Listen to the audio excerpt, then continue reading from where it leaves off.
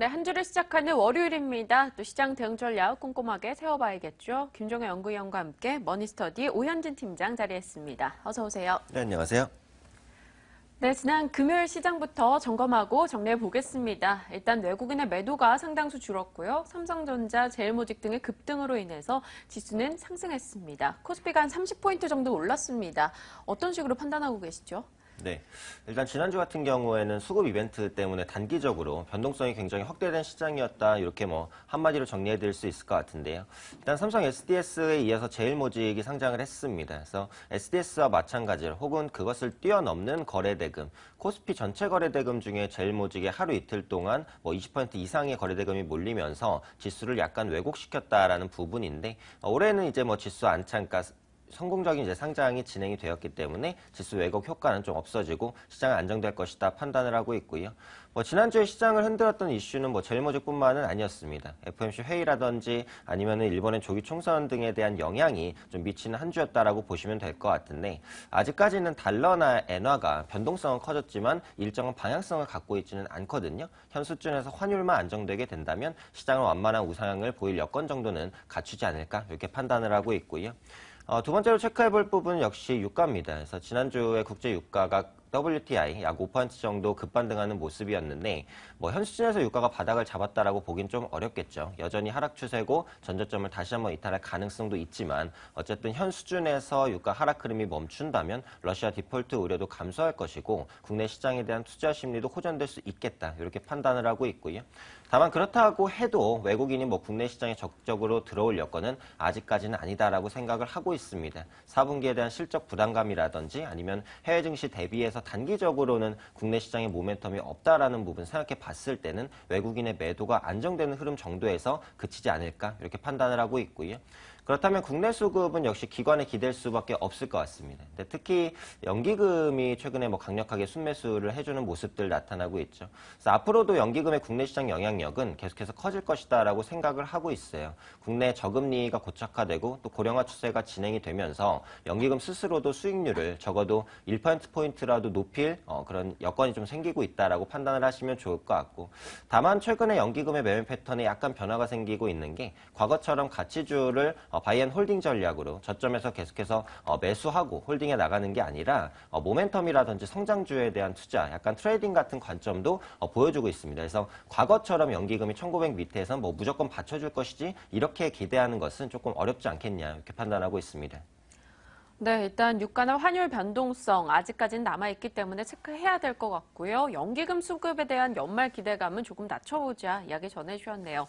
김 의원님의 시각도 점검해 보겠습니다. 앞서 저희가 이슈 분석에서 얘기는 나눠봤습니다만 좀 더 시장 전략 짜주신다면요. 네, 대부분 앞서 말씀해 주신 전문가 비슷한 시각이고요. 1900선 중심에서 낙폭은 줄어들 수 있어도 반등 자체가 쉽지 않다라는 점에 무게를 여전히 두고 있습니다.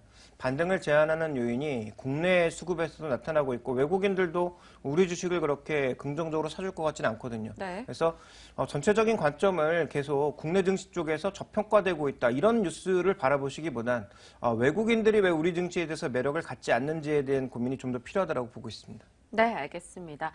부자가 되려면 부자의 시각에서 전략을 짜봐라 이런 이야기가 있다시피 외국인들의 시각에서 우리 시장을 바라보는 것도 좀 필요할 것 같네요.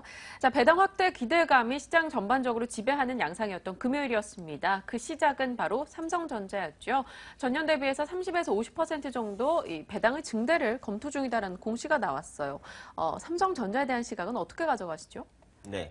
일단 삼성전자 지난주에 급등했었던 건 역시 주주환원 정책에 대한 기대감이 굉장히 강하게 반영이 되면서 반등했었던 부분입니다. 앞서 말씀해 주신 대로 특별배당금 성격으로 배당을 30에서 50% 전년비 늘리겠다라고 발표를 했었죠. 그래서 전년비 이제 그 배당이 13,800원에서 약 2만 원 수준까지 높아지는 것이가 시가 배당률이 약 1.5% 정도는 기대할 수 있게 되겠다 이렇게 보시면 될 것 같고, 역시 자사주 매입과 함께 주주환원 정책이 본격화되고 있다라는 인식을 시장에 분명하게 과감하게 심어줬다라는 부분이고요. 이런 것들은 삼성전자에만 그치는 것이 아니라 국내 대기업에 대한 주주 환원 정책 확대로도 연결될 수 있기 때문에 충분히 시장에는 긍정적인 모멘텀이다 이렇게 판단을 하고 있습니다.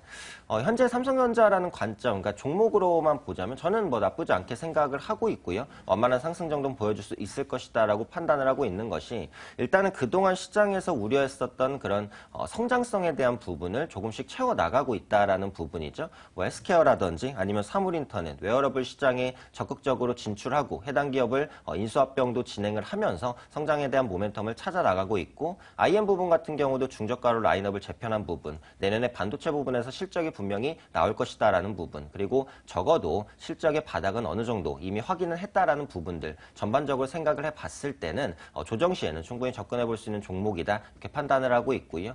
또한 제일모직이 상장되면서 지배구조 개편 이슈도 본격적으로 부각이 되겠죠. 현재 시장에서 생각하고 있는 시나리오는 삼성전자 인적 분할 후에 제일모직과 합병을 하고 삼성 지주사 체제를 설립할 것이다라고 예상을 하고 있는데 이렇게 갈지 안 갈지는 모르겠습니다만 어쨌든 앞으로 주목되는 포인트는 삼성전자나 제일모직이 집중하는 사업군에 관련되는 종목들이 올라갈 가능성이 높다라고 생각을 합니다. 그래서 삼성그룹주도 어쨌든 계속해서 관심을 가져야 되겠다라고 판단을 하고 있고요. 그런데 현 시점에서 어떤 삼성그룹주가 정확하게 수혜를 받을지는 알 수 없어요. 그렇다면 삼성그룹주 전체에 분산 투자하는 것도 나쁘지 않다라고 생각을 합니다. 그래서 삼성그룹주 ETF들이 상장되어 있죠. 코덱스 삼성그룹이라든지 아니면 킨덱스 삼성그룹, 타이거 삼성그룹이라든지 이렇게 삼성그룹주를 추종하는 ETF에 분산 투자를 해보시는 것도 나쁘지는 않은 방법이 아닐까 판단하고 있습니다. 네, 당장 주식에 투자하는 방법뿐만 아니라 ETF나 또 펀드 관련해서 투자를 해보자라는 조언들이 속속들이 들려오고 있습니다. 김 의원님은 어떤 시각이시죠? 장기적인 시각에서는 삼성전자에 대한 집중도는 여전히 높여야 되겠지만 삼성전자의 실적이 3분기 대비해서 4분기 좋아지는 것이지 과거 대비해서 과연 좋은 실적을 보이고 있는 거냐? 그럼 현재 낮아진 주가를 설명해 줄 수 있는 좀 더 반등을 시켜줄 수 있을 만큼의 강력한 실적이 나오는 거냐 여기에 대해서는 확신할 수 없거든요. 네. 여전히 갤럭시 S6에 대한 기대감도 꽤 낮아져 있는 상황이고요. 혁신이라는 게 결국 양쪽에 엣지 넣은 더블 엣지 정도에서 그친다면 과연 삼성이 기대하는 대로 많이 팔릴 수 있을지는 미지수라고 보고 있습니다. 그리고 일본마저도 지금 샤프를 중심으로 20만 원대의 저가폰을 꽤 많이 시장에 내놓고 있거든요. 그런 관점에서 본다면 가격 경쟁력에서 여전히 매력이 없는, 여전히 중국 관련 제품 내놓으면서 출고가를 40만 원대, 50만 원대로 내놓고 있는 삼성전자가 과연 매력을 가질 수 있을 것인가에 대해서는 부정적이고요. 다만 전문가께서 얘기해 주신 것처럼 부품 쪽에서는 여전히 삼성전자가 워낙 매력이 있기 때문에 추가적인 하락은 제한적, 장기적인 매력은 여전히 좋다라고 보고 있습니다. 그래서 장기 투자 관점에서의 매수는 유효하나 현재 배당 작년 기준으로 보면 한 5천 원 정도 더 주는 건데요. 네. 그 정도 배당 더 주는 게 과연 지금 투자자들에게 큰 의미가 있을까라고 본다면 없다라고 보고 있고 장기적인 관점에서 삼성전자 매수 관점이라면 언제든지 환영이다. 이 정도로만 정리해 보겠습니다. 네, 알겠습니다. 단기적인 호재로 보기보다는 일단 앞으로의 방향성에서 장기 투자 관점엔 긍정적이다라고 이야기 주셨네요. 자, 시가총액 상위주 가운데 유일하게 약세를 보였던 종목이 바로 삼성생명입니다. 삼성생명을 포함해서 보험주 전반적으로 좋은 흐름은 보이지 못했는데요. 반등 모멘텀 좀 부족한 것인지 대응 전략 어떻게 짜야 되죠?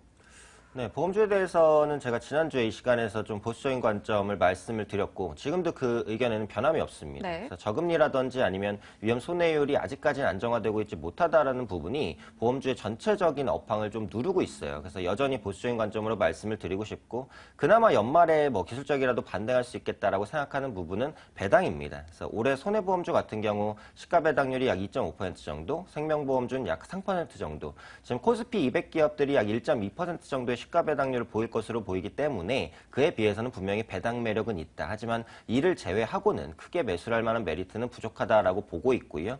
무엇보다 한 가지 확인해야 될 부분이 실손 의료보험료의 안정화 방안입니다. 그래서 보험료 인상률이 10%를 넘어설 경우에는 보험료를 어떻게 쓰고 있는지를 적극적으로 감사하겠다라는 의견들을 밝히고 있거든요. 그래서 현재 경험 이용률보다 참조 위험률, 그러니까 참조 위험률 대비해서 경험 이용률을 비교해 봤을 때 보험료 인상 폭이 너무 높게 되면은 그 부분의 인상폭을 제지하겠다라는 부분, 이런 것들은 역시 보험주에 악영향을 미칠 수 있는 이슈이기 때문에 분명히 부정적일 수 있겠다라고 생각을 하고 있고, 그래도 보험주 내에서 연말에 어느 정도 기대를 가질 수 있는 종목을 말씀을 드리자면 역시 삼성생명을 꼽아보도록 하겠습니다. 보험업계 내에서는 그래도 지위가 좀 강화되고 있다라고 판단을 하고 있어요. 그래서 자산운용사 설립과 인수를 통해서 다변화된 투자 포트폴리오를 보유하고 있고, 다른 보험사보다 고액 자산군을 확보하고 있기 때문에 안정적인 실적을 보여줄 수 있다. 또한 최근에 삼성전자가 올라오면서 지분 가치가 부각될 수 있다라는 점 생각해 볼 때 보험업 전반적으로는 보수적으로 보지만 그래도 삼성생명 정도는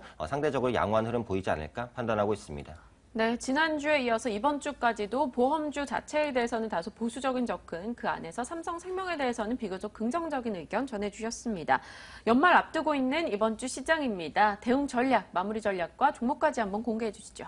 네, 일단 단기적인 관점에서 보자면 수급을 따라갈 수밖에는 없을 것 같아요. 그래서 기관 수급 중에서도 투신이 뭐를 사는지를 한번 살펴보자라고 말씀을 드리고 싶은데, 최근에 5거래일 연속 주식형 펀드로 자금이 들어오고 있습니다. 과거에도 1900에서 1950포인트 사이에서 자금이 가장 많이 들어왔는데 지금 지수가 그 사이대죠. 그래서 투신이 사는 종목들, 그러니까 투신의 매수 여력이 생기기 때문에 투신이 사는 종목들을 한번 보자. 그 연말이기 때문에 윈도우 드레싱을 의식한다면 대형주보단 중소형주에 러브콜을 보낼 가능성이 높으니까 투신이 사는 중소형 종목들 한번 보자라고 말씀을 드리고 싶고, 두 번째로 중장기적인 관점에서는 낙폭과대 대형주들이 반등, 기술적 반등 정도는 보여줄 수 있을 거라고 생각을 하고 있습니다. 그래서 지난주에 외국인이 워낙 많이 빠져나가면서 특정 업종이나 종목을 판 것이 아니라 시장 자체를 팔았어요. 그럼 바스켓으로 묶어서 열 몇 종목씩 매도를 했다라고 봤을 때 그중에 한두 종목은 실적이 좋은데도 밀린 종목이 있다라는 말이죠. 그래서 그런 업종군들은 선별적으로 볼 필요가 있겠다, 이렇게 판단을 하고 있고요. 이번 주 관심 섹터로는 핀테크 관련주를 말씀드리도록 하겠습니다. 핀테크는 이제 IT와 금융의 결합을 말하죠. 그래서 모바일 결제라든지 해외 송금이라든지 개인 자산 관리 등인데, 미국의 애플페이나 이제 중국의 알리페이가 상당히 고성장을 보여주고 있고 국내 관련주에 대한 관심도 지속적으로 받을 수 있겠다 해서 국내 관심주로는 SK CNC를 제시해드리도록 하겠습니다. 그래서 지난주에 미국의 핀테크 관련 이슈 때문에 급등을 했었는데 현 수준에서 본격적인 모바일 금융거래 시장에 진출하기 때문에 이 부분의 모멘텀 부각받을 수 있지 않을까 판단하고 있습니다. 네, 오늘 핀테크에 관련한 이야기가 자주 나오고 있습니다. SK CNC 오현진 팀장의 관심 종목으로 들어봤습니다. 머니스터디 오현진 팀장과 전략 나눠봤네요. 고맙습니다. 네, 감사합니다.